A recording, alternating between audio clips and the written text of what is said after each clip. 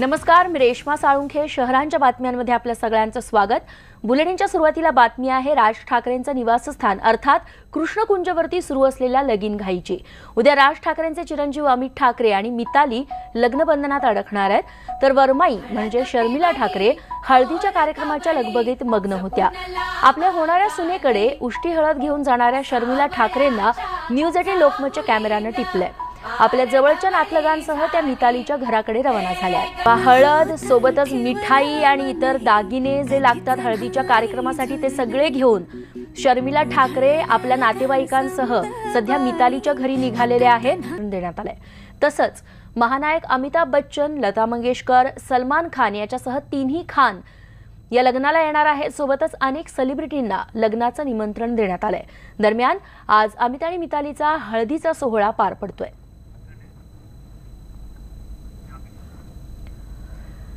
तेव्हा या राजपुत्राच्या लग्नाला कोणकोणते हाय प्रोफाईल पाहुणे येणार आहेत, तर मुख्यमंत्री देवेंद्र फडणवीस उद्या या लग्नाला हजेरी लावतील. तसंच शरद पवार, उद्धव ठाकरे तर स्वतः असणारच आहेत. राज ठाकरेंनी स्वतः त्यांना पत्रिका दिलेली आहे. जयदेव ठाकरे, अशोक चव्हाण, सुधीर मुनगंटीवार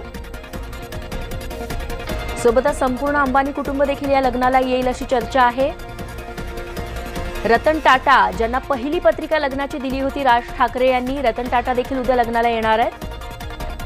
सोबतच लता मंगेशकर या देखील या लग्न सोहळ्याला उपस्थित राहतील अशी चर्चा आहे. अमिताभ बच्चन याच्यासह बॉलिवूडमधले अनेक सेलिब्रिटी या लग्नाला येणार आहेत.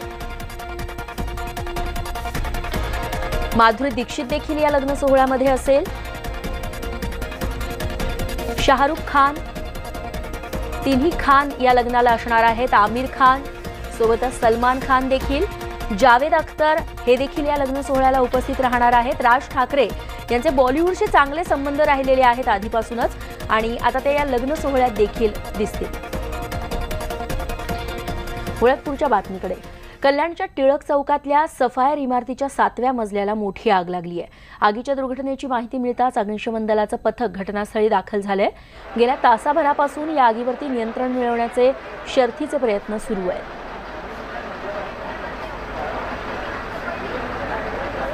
तेव्हा सध्या 2 मजल्यावरती ही आग पसरल्याचं पाहायला मिळतंय. सफायर इमारतीच्या 7व्या मजल्यावरती ही आग लागलेली आहे. सध्या अग्निशमन दलाचे जवान आहेत, ते घटनास्थळी पोहोचलेत. मात्र आगीवर नियंत्रण मिळवण्याचे प्रयत्न अजूनही सुरूच आहेत. आग अजूनही पेटलेलीच आहे अशी माहिती मिळते. या आगीचं नेमकं कारण कळू शकलेलं नाहीये. मात्र सफायर इमारतीच्या 7व्या मजल्यावरती ही आग लागल्याची माहिती मिळते आणि जवळपास 2 मजल्यांपर्यंत ही आग पसरलेली आहे. प्रदीप भणगे आमचे प्रतिनिधी आता आपल्यासोबत आहेत. प्रदीप, कधी लागली आहे ही आग आणि ही इमारत रहिवासी इमारत आहे का, काय तपशील मिळतात? आग लागून आता तब्बल अर्धा तास होऊन गेला आहे. जी आपण इमारत बघितली आहे कल्याणची, त्या इमारतीमध्ये 7व्या आणि 6व्या मजल्यावर ही आग लागलेली आहे. आपण आता तर मिळालेल्या माहितीनुसार अशी माहिती आहे की जी समोरची बाजू आहे, या समोरची बाजूत आग विझवण्यात आलेली आहे. मात्र जी पाठच्या साईडची जी बाजू आहे तिकडे मात्र अद्याप आग विझली नाहीये. बिल्डिंग मधले सगळे रहिवासी आहेत यांना खाली करण्यात आलेलं आहे. फायर ब्रिगेड मधनं आग विझवण्याचं काम चालू आहे. हे जे घर आहे या घरात कोणी राहत नव्हतं. रमेश जैन या व्यक्ती आहेत, यांचं हे घर होतं. दिवाबत्तीमुळे आग लागल्याची प्राथमिक माहिती मिळते. निश्चित प्रदीप, तुमच्याकडून अपडेट्स घेत राहू. तुर्तास धन्यवाद तुम्ही दिलेल्या माहितीबद्दल. बघूयात पुढची बातमी. मुंबईची लाईफलाईन समजल्या जाणाऱ्या मुंबई लोकलच्या पश्चिम रेल्वे प्रशासनानं प्रवाशांच्या सुरक्षेच्या दृष्टीने एक महत्त्वाचं पाऊल टाकलेलं आहे. आता पश्चिम रेल्वे स्थानकांवरती सुरक्षेसाठी सेगवे ही इलेक्ट्रिकल स्कूटर वापरली जाणार आहे. पश्चिम रेल्वेवरती पहिल्यांदाच 6 सेगवे स्कूटरचं अनावरण करण्यात आलंय. सध्या चर्चगेट, मुंबई सेंट्रल, अंधेरी, बोरिवली आणि वांद्रे या जास्त रहदारीच्या स्थानकांवरती रेल्वे पोलीस या सेगवेचा वापर करणार आहेत.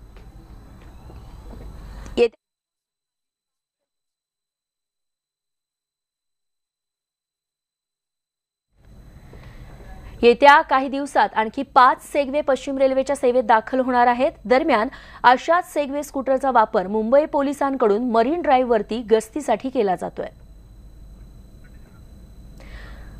तेव्हा पश्चिम रेल्वेमध्ये ज्या सेगवे स्कूटर आलेले आहेत त्यांच्याबद्दल आपण अधिक माहिती. पश्चिम रेल्वेच्या सेवेमध्ये या 6 सेगवे स्कूटर दाखल झालेले आहेत. चर्चगेट, मुंबई सेंट्रल, अंधेरी, बोरिवली, वांद्रे जी सगळ्यात जास्त गर्दीची स्थानकं आहेत तिथे ही सेगवे वापरली जाणार आहे. रेल्वे स्टेशनवरती पोलिसांना गस्त घालण्यासाठी याची मोठी मदत होणार आहे. रेल्वे अपघात प्रसंगी तातडीनं सेवा पुरवण्यासाठी देखील ही सेगवे फायदेशीर ठरेल. आपत्कालीन परिस्थितीत रेल्वेच्या प्रत्येक डब्यामध्ये तातडीनं मदत पोहोचवता येईल.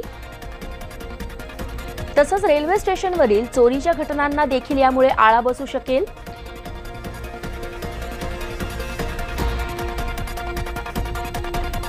मुंबईलगतच्या भिवंडी निजामपूर महापालिकेत आज भाजपच्या कार्यकर्त्यांनी राडा घातला. यावेळी जवाब मांगे हम या संघटनेच्या कार्यकर्त्यांना भाजपच्या कार्यकर्त्यांनी मारहाण केली. भाजप खासदार कपिल पाटील यांच्यावरती भ्रष्टाचाराचे आरोप करत जवाब मागे हम या संघटनेच्या कार्यकर्त्यांनी निषेधाचे फलक दाखवले. तसंच घोषणाबाजी देखील केली. यानंतर भाजप कार्यकर्ते आणि जवाब मांगे हम या संघटनेच्या कार्यकर्त्यांमध्ये चांगलीच वादावादी झाली. या वादावादीचं रूपांतर अखेर तुंबळ हाणामारीत झालं. या कार्यकर्त्यांना हटवण्यासाठी अखेर पोलिसांना लाठीचार्ज करावा लागला. या घटनेमध्ये 4 जण जखमी झालेत तर दोन्ही संघटनेच्या काही कार्यकर्त्यांना पोलिसांनी ताब्यातही घेतलं.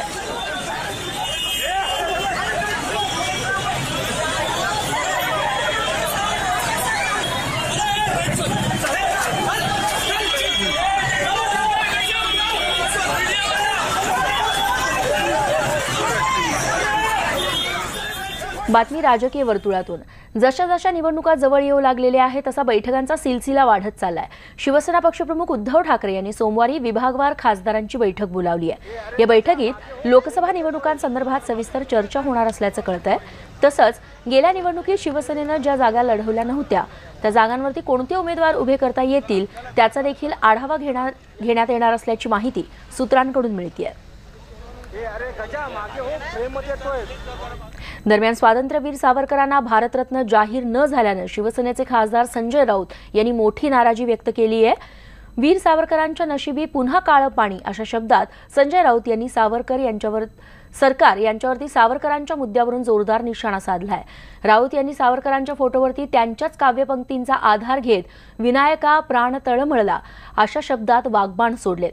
सावरकरांना भारतरत्न देण्याची मागणी शिवसेनेनं अनेकदा केली आहे. 70व्या प्रजासत्ताक दिनाच्या पूर्वसंध्येला राष्ट्रपतींनी माजी राष्ट्रपती प्रणव मुखर्जी, जनसंघाचे प्रचारक नानाजी देशमुख आणि गायक भूपेन हजारिका यांना भारतरत्न जाहीर केला. या पुरस्कारांच्या घोषणेनंतर चहूबाजूंनी संमिश्र प्रतिक्रिया सुरू झाल्या. त्यांनी कोणालाही द्यावं भारतरत्न, त्याच्याशी आमचं काय म्हणणं नाहीये. वीर सावरकरांना भारतरत्न का दिलं नाही हा आमचा प्रश्न. सावरकरांना पुन्हा पुन्हा काळ्या वाणावर पाठवता हा हिंदुत्वाचा, हिंदू राष्ट्र संकल्पनेचा आणि तमाम स्वातंत्र्य योद्धांचा अपमान असं मी मानतो. मोदी जेव्हा आता अंदमानला जाऊन आले गेल्या 15 दिवसापूर्वी तेव्हा सुंदर त्यांचे ध्यान करतानाचे फोटो आम्ही पाहिले. त्या काळ कोठडीमध्ये मोदीजी बसले आहेत आणि ते स्मरण करतायत, चिंतन करतायत. आम्हाला असं वाटलं की आता मोदी बाहेर येतील प्रधानमंत्री आणि ताबडतोब सावरकरांना भारतरत्न दिल्याची घोषणा करतील, पण तसं झालं नाही. गेल्या कित्येक दिवसांपासून ज्या ठाकरे सिनेमाची लोक आतुरतेनं वाट बघत होते त्या ठाकरे या बाळासाहेब ठाकरेंच्या जीवनपटानं पहिल्याच दिवशी तिकीट बारीवरती तब्बल 6 कोटींचा गल्ला जमवलाय. हिंदी आणि मराठी या दोन्ही भाषेत हा चित्रपट प्रदर्शित झालाय. मात्र मराठी भाषेतल्या चित्रपटाला प्रेक्षक जास्त पसंती देताना पाहायला मिळतात. ठाकरे चित्रपटाचे अनेक चित्रपटगृहातील शो हे हाऊसफुल आहेत. त्यामुळे कित्येकांच्या पदरी निराशा देखील पडली आहे. त्यांना आज तिकीटच मिळालं नाहीये. आज आणि उद्या देखील या चित्रपटाची तिकीट बारीवरती धूम पाहायला मिळते. त्यामुळे वीकेंडला हा चित्रपट आणखी दमदार कमाई करेल यात शंका नाही. यानंतर बातमी नाशिकमधून. नाशिकमधील वाढत्या अपघातांच्या घटनांविरोधात नागरिक आक्रमक झाल्याचं पाहायला मिळालं. नाशिकच्या तारवाला सिग्नलवरती नागरिकांनी रास्ता रोको केला. गेल्या काही दिवसांपासून तारवाला सिग्नलवरती भरधाव वेगानं वाहन चालवली जात आहेत आणि त्यामुळे अपघातांची संख्या वाढली आहे. त्यामुळे सिग्नलजवळ गतिरोधक बसवण्याची मागणी या नागरिकांनी केली आहे. या आंदोलनात शाळकरी मुलांची संख्या लक्षणीय होती. या रास्ता रोकोमुळे नाशिकहून गुजरातकडे जाणारी वाहतूक काही काळ विस्कळीत झाली होती. सर्व नागरिकांच्या सहकार्याने, पोलीस प्रशासनाच्या सहकार्याने तेव्हा नाशिककरांवरती अशा प्रकारे आंदोलन करण्याची वेळ नेमकी का आली आहे आणि त्याचं कारण खरं तर आहे तारवाला चौक हे सध्या डेथ स्पॉट बनलेलं आहे. गतिरोधक आणि वाहतूक नियंत्रणासंदर्भात योग्य उपाययोजना नसल्यामुळे या चौकात अपघातांची मालिकाच सुरू आहे. पाहूयात त्या संदर्भातला हा सविस्तर वृत्तांत. 13 ऑक्टोबर 2018 तारवाला चौक, नाशिक. 5 नोव्हेंबर 2018 तारवाला चौक, नाशिक. 6 नोव्हेंबर 2018 तारवाला चौक, नाशिक. 6 नोव्हेंबर 2018 तारवाला चौक, नाशिक.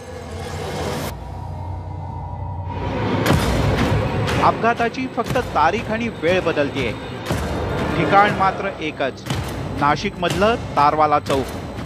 म्हणूनच नाशिककर या चौकाला अपघाताचा चौक म्हणून ओळखू लागलेत.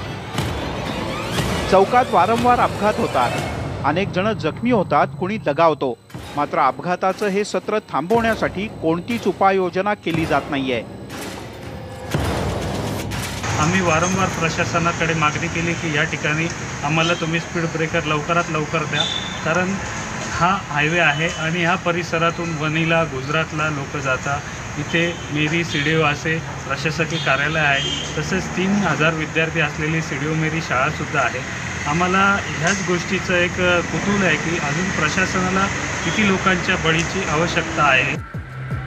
चौकात एकमेकांना छेदणाऱ्या रस्त्यांवर वाहनाचा वेग कमी करण्यासाठी ठोस उपाययोजना करणं गरजेचं आहे. त्याच वेळेला वाहन चालकांनी देखील वाहनांच्या वेगावर नियंत्रण ठेवणं आवश्यक आहे, कारण मनावर नियंत्रण नसलेला चालक कितीही चांगल्या रस्त्याला असला तरी तो अपघाताला निमंत्रण देऊ शकतो. प्रशांत बाग, न्यूज 18 लोकमत, नाशिक. तेव्हा हा तारवाला चौक आहे, त्या ठिकाणी आता नागरिकांनी देखील आंदोलन केलेलं आहे. किमान आता तरी शासन प्रशासन जागं होतं का, इथं गतिरोधक बसवले जातात का, तेच बघायचं. मुळात पुढच्या बातमीकडे बातमी आहे पुण्यातून. पुण्यात मागच्या 5 दिवसांपासून इंजिनिअरिंगचे विद्यार्थी सरकारच्या मेगा भरतीतील अनावश्यक अटींविरोधात उपोषण करतायत. या विद्यार्थ्यांपैकी 4 जणांची प्रकृती आज खालावली आहे. या 4ही उपोषणकर्त्या विद्यार्थ्यांना ससून रुग्णालयात उपचारासाठी दाखल करण्यात आले. यावेळी उपोषणस्थळी 500 ते 600 विद्यार्थी आणि पालकांनी गर्दी केली.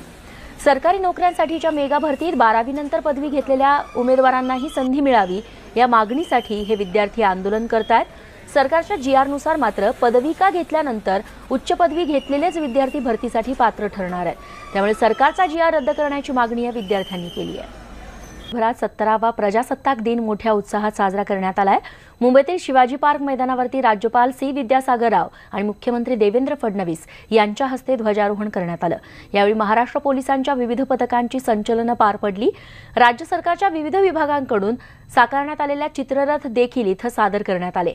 तर मुंबईलगतच्या डोंबिवलीमध्ये तब्बल 150 फूट उंच राष्ट्रध्वज उभारण्यात आलाय.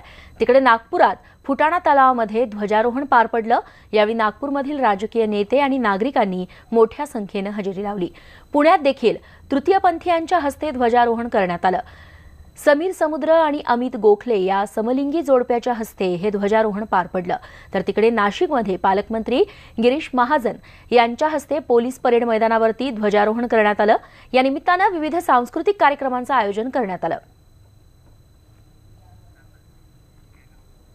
तेव्हा 17व्या प्रजासत्ताक दिनानिमित्त आज डोंबिवलीमध्ये 150 फूट उंच राष्ट्रध्वज उभारण्यात आला आणि तो फडकवण्यात आला.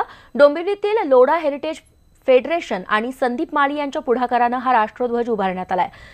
कर्नल CR देशपांडे यांच्या हस्ते यावेळी ध्वजारोहण करण्यात आलं.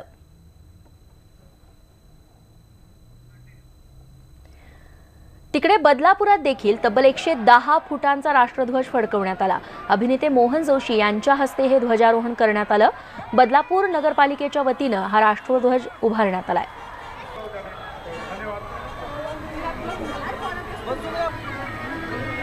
बातमी पुण्यातून. पुण्याचे माजी महापौर उल्हास ढोले पाटील यांच्या अमृत महोत्सवी कार्यक्रमाला आज राष्ट्रवादी काँग्रेसचे अध्यक्ष शरद पवार यांनी हजेरी लावली. शरद पवार, गिरीश बापट आणि छगन भुजबळ हे एकाच व्यासपीठावरती बसलेले बघायला मिळाले. यावेळी शरद पवारांनी उल्हास ढोले यांच्याबरोबरच्या आठवणींना उजाळा दिला. या तिन्ही दिग्गज नेत्यांमधील शाब्दिक जुगलबंदी याच्यामुळे उपस्थितांमध्ये मात्र एकच हशा पिकला. जे जाणकार म्हणून ओळखले जातात त्यांना गोल्डन गँग म्हणून या ठिकाणी ओळखलं जायचं. एक दिवशी मला कळलं की गोल्डन गँग म्हणतात. मी इथं आलो, आयुक्तांना बोलवलं, म्हणलं हे गोल्डन गँग म्हणतात का? आमच्या काही लोकांचे काही बरे वाईट व्यवहार आहेत का? हे म्हणजे ते व्यवहार काय नाही, व्यवहार सरळ आहेत. पण ही गँग म्हणजे उद्या निवडणुकीच्या वेळेला कोण काय करेल याचा भरोसा नसलेली जी गँग आहे त्या गँगला त्या ठिकाणी गोल्डन गँग म्हणतात. प्रजासत्ताक दिनाचं औचित्य साधून अभिनेता अक्षय कुमारनं आपला आगामी सिनेमा केसरीचा पोस्टर चाहत्यांसाठी सोशल मीडियावरती शेअर केलाय. अफगाणांविरोधात शीख रेजिमेंटच्या लढाईवरती आधारित हा चित्रपट आहे. हा चित्रपट प्रदर्शनासाठी सज्ज झालाय. येत्या 21 मार्च रोजी हा चित्रपट प्रदर्शित होणार आहे.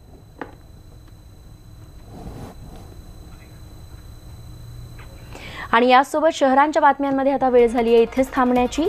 ताज्या घडामोडींसाठी बघत रहा न्यूज 18 लोकमत.